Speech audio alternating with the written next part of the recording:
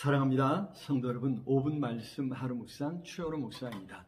여호수아 6장 10절과 20절 말씀 읽어드리겠습니다.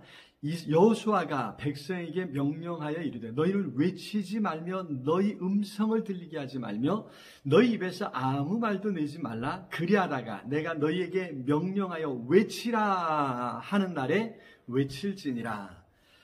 이에 백성은 외치고 제사장들은 나팔을 불매 백성이 나팔 소리를 들을 때에 크게 소리질러 외치니 성벽이 무너져 내린지라. 아멘. 자, 요단강을 건넌 후 이스라엘은 할례를 받고 유월절을 지켰습니다. 그리하여 이제 가나안을 점령하기 위한 모든 준비를 마쳤습니다. 이제 본격적으로 가나안 땅을 정복해야 하는데 그 첫 성이 바로 여리고 성이었습니다. 여호수아는 그 성을 어떻게 정복할 것인지 작전을 세우기 위해 여리고 성을 살피러 갔지요. 거기서 손에 칼을 빼들고 마주 서 있는 한 사람, 곧 여호와의 군대 대장을 만났습니다.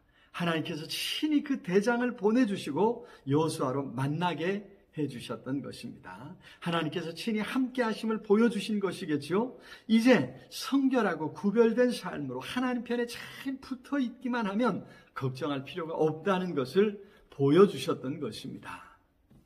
자, 이제 여리고성을 점령하기 위한 행동에 들어갑니다. 어떻게 해야 할까요? 여호와의 군대 대장을 만나 안도의 한숨을 내신 것도 잠시 여호수아는 조금은 황당한 작전 계획을 받았습니다.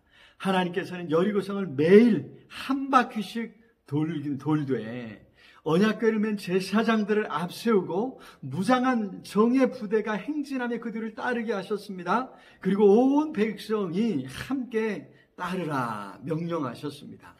그리고 마지막 7째 되는 날에는 그 성을 7번이나 돌라 명령하셨습니다. 자, 그런데 여호수아는 이러한 작전 계획에 즉각 순종했습니다. 전혀 토를 달지 않았습니다. 그리고 제사장들도 순종합니다. 물론 무장한 정예 부대가 이에 순종하지요. 백성들도 순종합니다. 심지어 백성들에게는 외치지 말며 그 음성을 들리게 하지 말며 너희 입에서 아무 소리도 내지 말라라고까지 하셨는데 이스라엘은 이에도 순종합니다. 자, 왜 말하지 말라 말씀하셨을까요? 말하다 보면, 함께 모여서 말하다 보면 뭔가 불평이 시작되지 않겠습니까? 불평은 전염성이 강하다고 했습니다. 금방 전체 이스라엘을 무너지게 할 수 있습니다. 사실 전혀 불가능한 일 앞에서는 순종하는 길밖에 다른 길이 없습니다. 다른 가능성이 있다면 순종하지 않을 수도 있겠지요. 다른 가능성이 없으니까 말씀에 전적으로 순종해야 합니다. 그런데 정말 큰 믿음은 다른 가능성이 있을지라도, 다른 길이 보일지라도 순종하는 것인 줄로 믿습니다. 내 생각에는 아니라 할지라도 말씀하시니 순종하겠습니다. 하나님께서는 그렇게 순종하는 사람들을 통해서 일하십니다. 그렇게 순종하는 사람들에게 기회를 주시는 것이지요. 자, 그렇게 순종하는 이스라엘 앞에서 여리고 성은 완전히 무너져 내렸습니다. 그 엄청난 일을 여기 20절은 그냥 성벽이 무너져 내린지라 라고 간략하게 말하고 있을 뿐입니다. 이 간략한 말이 어쩌면 성벽이 실제로 무너졌음을 보여주는 더 분명한 증거가 아닐까요? 무너졌는데 무슨 더 할 말이 있겠습니까? 실제가 아니라면 믿게 하려고 다른 설명을 구구절절 덧붙였을 것입니다. 하지만 실제로 무너졌고 온 이스라엘이 그 장면을 함께 보았기에 다른 설명이 필요 없는 것입니다.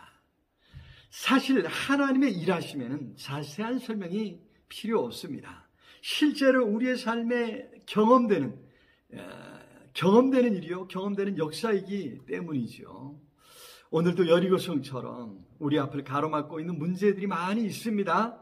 그러나 하나님께서 함께 하시기에 염려하지 않습니다. 오직 말씀 붙들고 순종하며 살아가는 것입니다. 바라기는 순종함으로 하나님의 놀라운 역사를 경험하는 역사의 주인공들이 되시기를 기도합니다. 사랑의 주님 참으로 감사합니다. 오늘 또 우리의 삶에 찾아오셔서 놀라운 은혜 주신 것 감사합니다. 주신 말씀에 온전히 순종함으로 그 역사의 주인공들 되게 해 주시옵소서. 순종하며 나아가겠습니다. 성령 하나님 오늘도 함께하여 주시옵소서. 예수 그리스도 이름으로 기도드리옵나이다. 아멘. 오늘도 우리 주님 안에서 승리하시길 기도합니다. 사랑합니다.